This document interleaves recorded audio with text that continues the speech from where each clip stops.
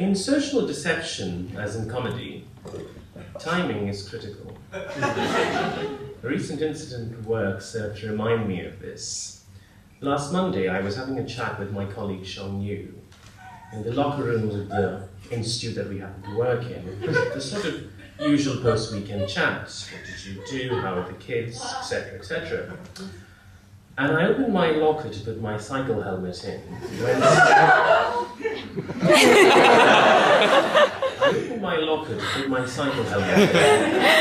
When someone fell out.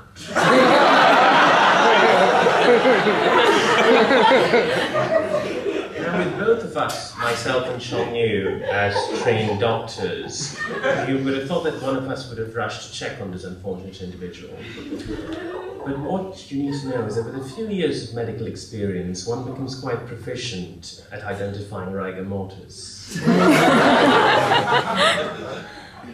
Now, coming back to the lesson I was talking about, from that unforgettable thud, I had a window of about perhaps 4 to 5 seconds in which to register or feign horror, surprise, essentially any sort of emotion that would have been appropriate at the moment. Instead, I fell back on the psychiatrist's stock in trade, unflappable calm.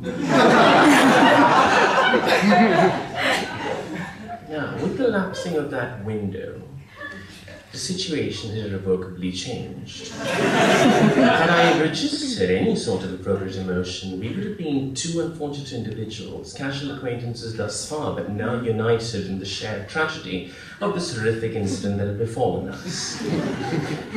Instead, we were now a homicidal maniac and his next possible victim.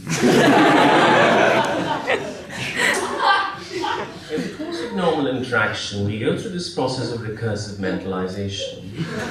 I think about what you're thinking, you think about what I'm thinking, I think about what you think I'm thinking.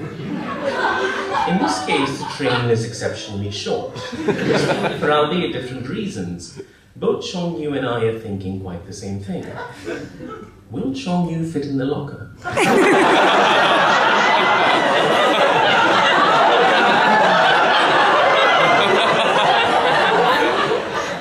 In Sean Yu's eyes, I can see him cursing his slender athletic frame. Now that my window has lapsed, there's very little I can do, because despite our 2 years of casual acquaintance, I'm now going to be essentially judged on the basis of these last 5-6 seconds. And my even handling temperament at the moment is essentially going to be seen as homicidal calm. My friendly, easygoing manner that he has known me for is now clearly purely psychopathic charm. And as we are stuck in this impasse, it's Sean Yu who essentially seizes the moment to change the dynamic, reaching for that everyday excuse of modern life, which is, I'm running late for a meeting. As he makes his move to the double glazing of the now closed window of opportunity,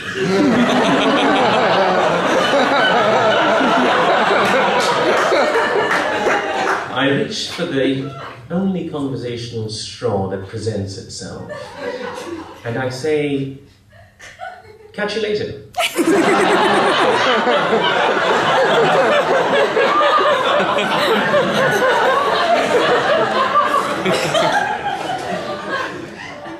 As I listen to the sobbing die outside the door as he moves away, I think to myself that there's very little I could do now to salvage the situation. Is it still possible that there's an explanation for this? I don't know why there's a corpse in my locker. I guess theoretically one couldn't rule out a suicide. But I suspect when it comes to it, my main witness is going to be for the prosecution.